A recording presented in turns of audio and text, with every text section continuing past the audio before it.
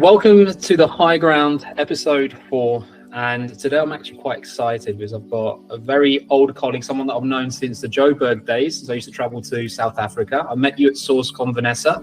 Yeah, absolutely. It was one of our chapter meetings. Exactly. I think, I've been a big follower of you, of everything that you've done. You're a very influential figure within our community. International speaker, you train, you're a sourcing specialist yourself. But anyways, I'm going to pass the mic on to you. I'll let you introduce yourself. As you can tell, I'm getting excited. So the mic is yours. Awesome. Alex, first of all, thanks for having me here. This is brilliant. It's really good to reconnect with you. At the moment, it was actually really interesting when I introduced myself, because I introduced myself as someone who's having an identity crisis, because I am. For 6 years, I've run my own business. I've been the go-to talent sourcing trainer, and I still believe that I'm that, and I still believe there's a space for talent sourcing.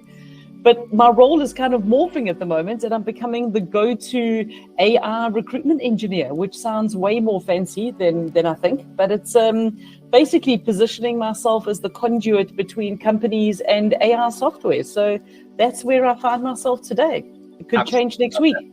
Absolutely love it, and I think that's definitely where we're going, right? With everything that's happening in recruitment. Yeah. I guess, Vanessa, look, one of the reasons I wanted to bring you on was, apart from thinking you're an amazing person, but you work very closely with recruiters. You work closely with talent acquisition as well, and I guess that 2023 was like probably one of the most savage years that this industry has ever seen, right? Absolutely. And seeing people like, whereas 2022, 2021, we were like the new engineers, recruitment, recruiters were like, everyone wanted us. Yeah, all of a sudden that flips round. I know that you basically built everything around sort of recruitment, sourcing and whatnot, now AI.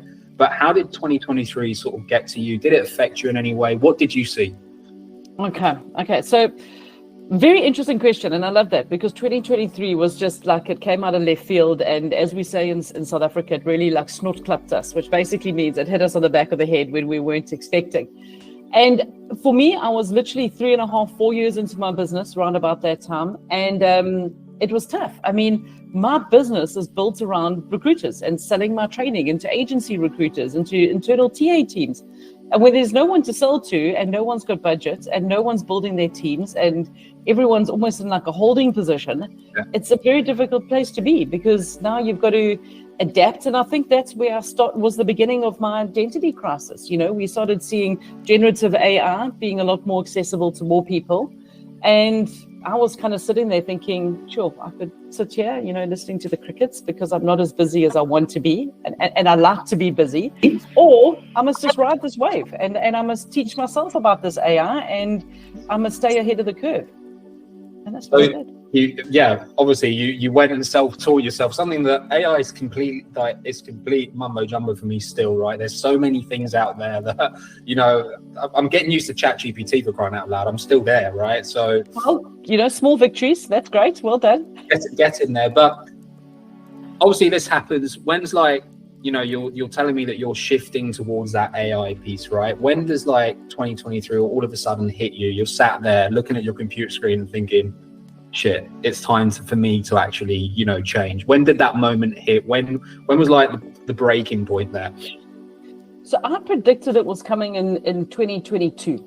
So I had a feeling, we were, as you said, everyone wanted us. Recruiters were being paid ridiculous amounts of money. There was a lot of people that were now discovering recruitment later in life, and this is what they wanted to do. And I almost saw it coming. So let's go back for me. 2022 was an incredibly difficult year on a personal perspective. I actually lost my mom in the May and suffered severe burnout at the end of 2022. Like, I remember leaving in December for our annual holiday and not really being able to speak. I was like just so tired, and I'd run out of words for the year, and it was just crazy.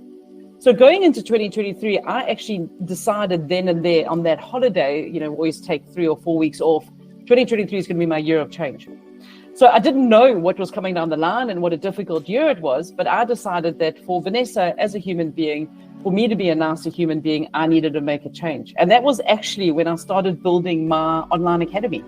Because leading up to that, 4 years of running my business as a trainer, I'd been doing ridiculous things like getting up at like 3 a.m. to train to Asia Pacific, and then sometimes even on the same day, finishing at 10, 11 at night because now I'm training to North America. So I was in a complete state of panic with regards to, I'm a solopreneur. I want this business to work. I was working every weekend, and I just decided after 2022, as I say, tough year, lost my mom, and I had to really just sit back and reconsider why I decided to start my own business in the first place. Do you know there was someone that said recently, I was speaking to another recruiter just recently, and they said that shit comes with shit, right? Shit with shit times, right? And I think, I've spoken to a lot of people as well, right, that have been in similar situations to you. Like, they saw this coming, they were but at the same time, I think it was Ariel Kilroy that also said at the same time, this was happening to me at a personal basis. It was like, is it coincidence? Does this all come together at one, is there a meeting point between these two things? But Savage, and obviously I think that a lot of people tuning into this episode are going to be asking, hey, tell us about the current state of the market. What are you seeing? And I guess that, what changes have you seen in the recruitment market? Is it getting better? Is it getting worse? What are you seeing right now? Super interesting question.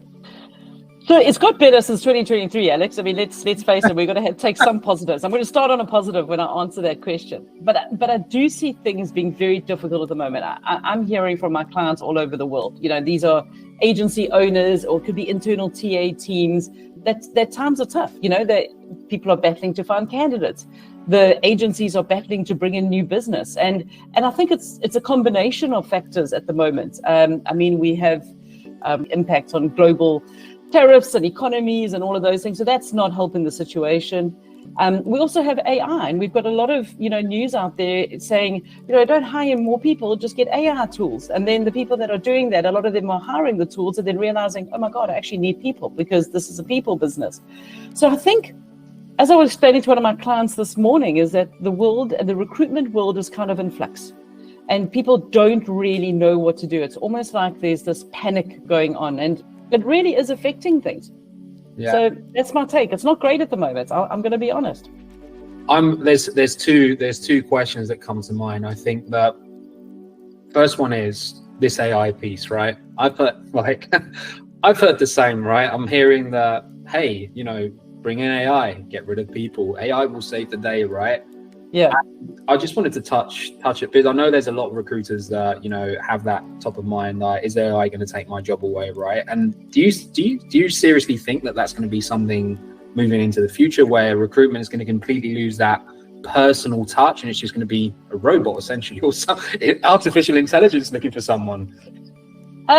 Alex, artificial intelligence is already looking for someone, to be honest. Yeah. So I think that, let's face it, in this world we get recruiters and we get recruiters. But there's a lot of people out there who call themselves recruiters who are not really adding a lot of value to the industry. I mean, that we lumped in with the secondhand car salesmen and the estate agents and the other dodgies out there. So those people, I don't mind if it takes their jobs. And I do think that, people like the recruitment administrators and recruitment coordinators, or those CV shufflers who aren't really adding value, but just shuffling CVs from agency, trying to get a response from a hiring manager, I don't think that there's going to be a role for them in the future. So it's a really interesting time. Will they be completely replaced? Will there be no recruiters left on the face of the planet? Absolutely not. But the numbers are going to dwindle. And we've all heard the saying of, let's not miss out on the next opportunity to someone who knows how to use AI and is confidently using it. And I think that that's something that we need to remember, is that we do need the human touch, but there are phenomenal AI tools out there that can do what a recruiter can do. And scary studies at the moment are that candidates would rather speak with AI because they cut through the bullshit, they cut through the small talk, they can just answer their questions, and it speeds up the process. So, that's what I'm saying, is we all over the place at the moment. No, and I agree with you, right? Like, it is a fact. Like, candidates, you can cut through the bullshit with AI, right? It's similar, when you're buying, I know a completely different example, but when you buy something online, you can now talk to a bot that will literally solve everything that you're versus picking the phone up, getting tests. So I get that. And going back, I think the other question, there's a lot of people looking for jobs right now, and it's a fact. Yeah. Especially in the recruitment, obviously there's a load of different, I think, as you said, it's getting better. right? I'm starting to see a lot more opportunities coming up, and there's stuff, there is stuff that comes up on LinkedIn, right? Put it that way, in job boards. Yes. But a lot of people, and you touched upon this topic. I think that a lot of people are struggling because I looked at some of these profiles, helping people redo their CVs, and you see, I was a recruiter, then I was senior. After a year, senior, and I'm seeing a lot of this, right? And when I look at these CVs, I'm like, you're not a senior, right? In order to be a senior, you need a lot more experience. You need to, have touched different companies, different series and whatnot. And I still keep on seeing this. Like, is there any advice for these people? Go back to basics, or I don't know. Is there any advice for these people? I always say, listen, go and do a course, or try and be as honest in terms of your profile, what impact that you've had within your. But is there any advice for these people? This has been such an age-old problem, hasn't it? And there's a lot of people on the market at the moment across multiple industries. This isn't just a recruiter talent acquisition kind of thing at the moment. It's what we're seeing happening. But my advice for those people would be, absolutely. I think the key to staying relevant, two things at the moment, if you are a recruiter in this day and age, is one, upskill. So even you said, you're getting to grips with ChatGPT, and, you're understanding how it works and what it can do. That is just super important, because you just need to be able to have those discussions. And I'm a firm believer that we need to use AI to free up, that horrible admin. I mean, no recruiter went into recruitment because they love doing admin, right? They're like, woohoo, I want to talk with people. I want to change lives, those kind of things. So use the AI wisely. Get on top of your admin, get it to do all those horrible things that we leave to the end of the day because no one wants to do them. But then when it comes to, those individuals, it's that thing of get training, have somewhere on your CV that you use, ChatGPT, you understand the role of AI. No training ever hurt anyone. I mean, spoken like a true trainer, isn't it? It was a great question leading into me being a trainer, but you have to do this. You have to do it for yourself. I mean, I'll give you an example, Alex. I've never had as many people self-funding through my academy as I have at the moment, because a lot of the companies are not putting up money out there for training, but the people themselves are realizing, I've got to get ahead. I've got to learn how to source. I've got to learn how to write Boolean, or I need to book Vanessa for a one-to-one AI consulting session, because this is the future, even if my company isn't buying into it, or there's so much red tape and bureaucracy to jump through before we get AI here, but I want to be ahead of the curve. So that for me is good, because there are individuals out there who are doing it. The second thing, more than ever, and I feel like I've been bleating about this since I started my business 6 years ago, Alex, and it's something that you do incredibly well, is you got to work on your branding as a recruiter. Because as a recruiter, you want to make a connection with another human being. Now, a lot of people think that you do that by putting up more content, more posts on LinkedIn, more newsletters, whatever. But if those aren't adding value, and you're just leaning on AI to generate generic content, because every time you use a GPT that you haven't trained, it's generic content. And yes, we can see that it's generic content. It just becomes noisy. And the recruitment industry has become noisy at the moment. And what is the recruitment industry's playground? LinkedIn. It's just become very noisy. So you need to stand out as the go-to genuine, helpful recruiter that is out there, helping others, like you're doing with this very podcast. You've had amazing uptake. You've had loads of people subscribing, which is brilliant. It helps with your brand, but you're also giving back to a community in flux at the moment. And that is so, so important. And I wish more recruiters would do that instead of me, I kind of thing. And I think that was, definitely that was the point of the podcast, right? I want to take live conversations, speak to people that, like you, that are there, right? And they know, and they are seeing this with their own eyes. It's not the bullshit about, typically, hey, this is, again, what you said, right? The me piece. And I guess that, leading to what you just said, I was actually going to ask you that. I was going to say, given the times AI are ramping up and stuff, your academy must have gone crazy, right? Because I know for a fact that companies aren't putting budget into learning and development.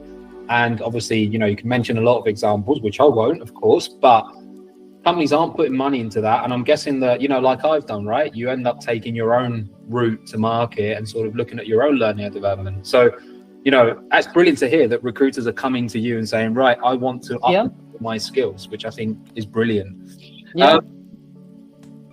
Here comes the golden question, and the golden question and why, because there's a lot of debate going on right now in the recruiter circles that I'm in, job applications. And people still think that, applying to LinkedIn, that's the way forward. I've helped people out which have now landed jobs. I follow a complete different strategy, but still a lot of people apply on LinkedIn, sending the easy apply button and hoping to get a job. What do you think of that? Tell me, what's your take on that?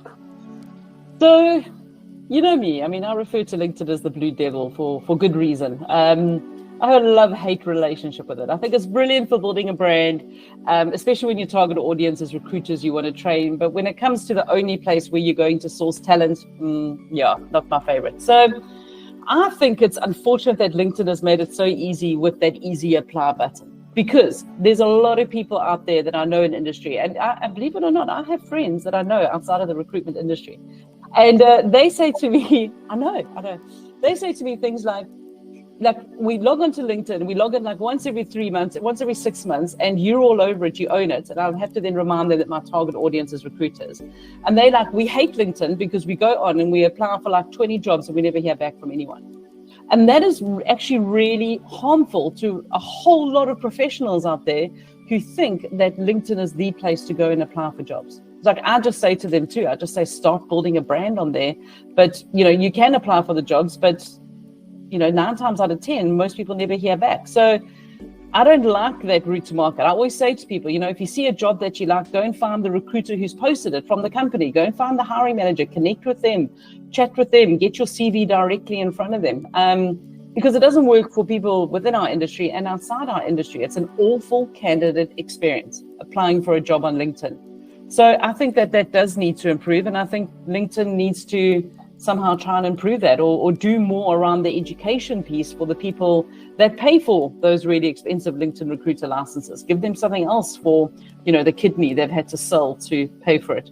Listen, more than one kidney, I would say, more than one kidney. But still, it just fascinates me that, you're telling people, as you said, I think the route to market is create your own brand, go with tailored messages to the person, owner of the company, especially if it's a startup, sell yourself. This is what I've done. And yet still people, despite having told them all of this, they're still going down the easy apply route, which is just unbelievable. But I think on the flip side, you have helped people land jobs.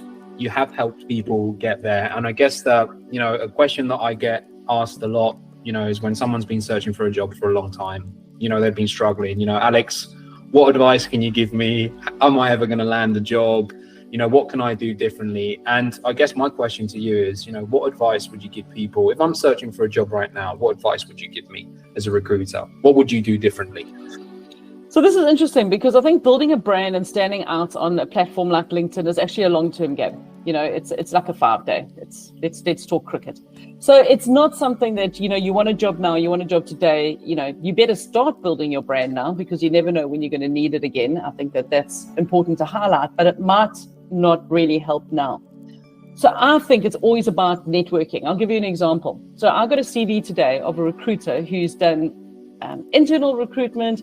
They have run their own company. They're now a contract recruiter, 30 years experience, sent me their CV, friend of mine in the UK, and said, have a look at my CV for me. I just want you to cast an eye of it. And I went back and I had like 5 points of where's your achievements, what about this? What about that? I know you did this in your career. Why haven't you mentioned it? Why haven't you put my training on there? And I think that's just being humble enough to be able to say to people in your network, what would you do better? Because I think sometimes we get a little bit like hard ass and we're like, I've got this, I'm fine. But just another pair of eyes or a couple of them over your CV, over your LinkedIn profile goes such a long way. And, I'm sure people will respond in a nice way. But I think people think that finding a job is almost like an individual sport, but it's not. It's actually quite a team sport, and it's a lot of who do you know. And I think people kind of get stuck in their own head and they don't think of who do they know and who could actually be helping. Yeah, I guess obviously first episode of the Higher Ground I spoke to Kerry, obviously, which you and I know. Mm-hmm. She referred to that. It was a team sport, right? It's about building that community around you. And I think that's how she's actually been successful in terms of, keep in touch with what's around you, who's searching, who's not.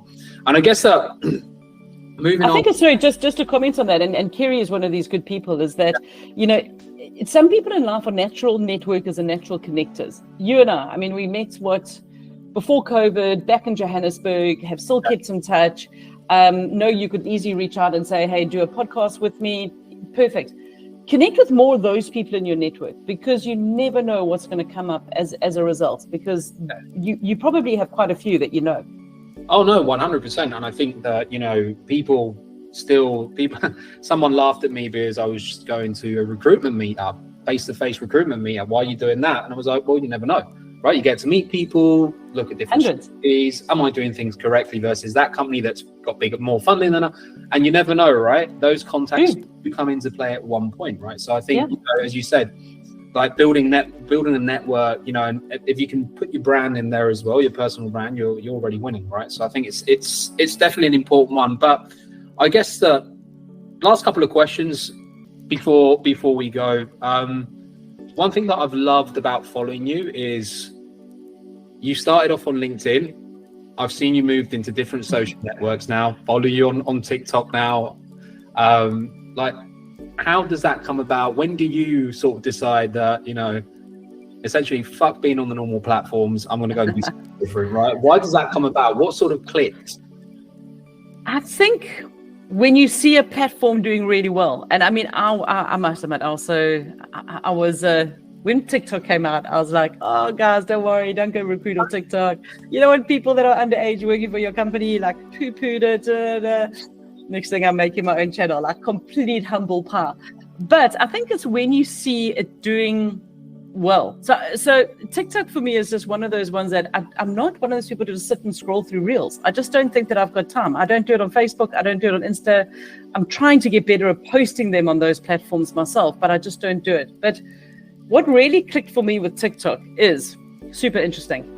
We do so much like this, right? So we've got so many like recorded videos. We've got so much content. Like when we started the session, you said, no, I don't need a transcript. It's actually amazing what you can do with the transcript and what you can do with the video. So like I'm now taking transcripts of coaching sessions and things like this, and I'm actually turning them into blogs. Like, what did I say? Take these 3 points out. Let's make it into a blog. Like this, we could take this session. So I'm going to ask you now in front of everyone to say, please send me a copy of the video. I can now run that through another tool, and I could say, make this into shorts, put in subtitles, and then that's my 10 videos. I have learned very smart how to schedule things on TikTok now. So I just whack a whole lot in and schedule them, and then that's my content. So for me, it's not about just being on LinkedIn. I think you never know where you are going to find opportunities. Like I have people reaching out to me on Facebook and saying, will you come and train our teams? And I'm always happy to train any team. So I don't care how people find me, where they contact me, as long as I'm bringing in work. No, listen, I love it. And, I can definitely see the future of recruitment as well. I had 2 people approach me for a design role on Instagram, which was completely the non-expected route. But brilliant. Right. So, you never know. I'm glad to hear that. Yeah, no, and it's going to happen. Like we like it or not, that is going to go. And as you said, there's using different tools, making your life easier, and, the uncommon routes of actually getting somewhere. Like, it's impressive. But I guess that my last question before I wave bye-bye to you. You've been around for a long time. You know this market. Are you saying that I'm old, Alex? No, I'm not. I'm not. Okay. I feel old. I'm 36 years old now. That was. Oh my word. Now, right? So, but you know this industry. I think you're.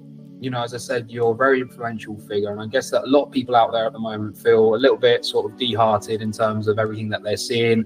A lot of people, you see posts where I'm leaving recruitment, I'm done. If someone's out there still sort of, job hunting, they've spent some time, like, what's your advice? What are like the three golden nuggets that you could give them? Yeah. And you know what? That's fine too. Like if people want to leave the industry, like I'm not going to force anyone to stay. I do believe that, and I know because I've seen it for 20 years. Recruitment's a tough industry. I mean, it's brutal. You've got to be tenacious. You've got to be someone who can really take a lot of knockbacks. There's a reason why I don't recruit anymore. I think that recruiting actually has a time frame. I would much rather spend my time where I'm more passionate and where I started my career as a teacher, empowering others through my knowledge and sharing my knowledge for them to do better. So, like, I get that. So maybe that's the one golden nugget, is that there's many different aspects to recruitment, you know, from training to consulting to going into business coaching. You know, it's not a disgrace to turn around and say, I'm done with recruitment. You know, if that's how you feel, then find another avenue. The second thing that I would say, like another nugget, if you're really feeling like disheartened and you don't think it's working, is there's a lot of talk at the moment around fractional workers. So, you know, we've been through like the gig economy, we've spoken about freelancers, but to me, it's pretty much the same thing. Fractional, a little bit more cemented, where you can maybe go and recruit for a company and you can be their recruiter for 40 hours a week or 2 days a week, or, you know, it doesn't always have to be that you're out there looking for a permanent job. You know, offer yourself for some of your time, especially to startups and scale-ups that maybe don't have, you know, that budget to begin with. So I think that would be another thing to look at. And the third is, like when you're sitting around and you're not doing anything, like remember when you were so busy working and you were like, oh my God, I've never got time to do anything. I've done this. Use that time wisely. Like I'm a massive fan of the University of YouTube. I taught myself how to source on YouTube. I'm teaching myself a lot about AI. I'm building an AI agent at the moment through YouTube.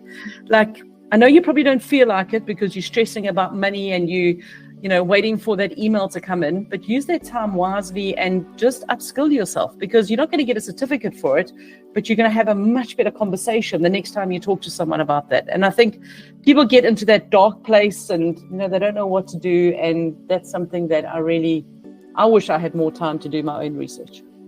Very wise words. And Vanessa, I can only hope that a lot of people that listen to this, you know, come out the other end just thinking that things can be done differently. There is, you know, you do need to continue having hope, and there is other avenues, right? So 100%.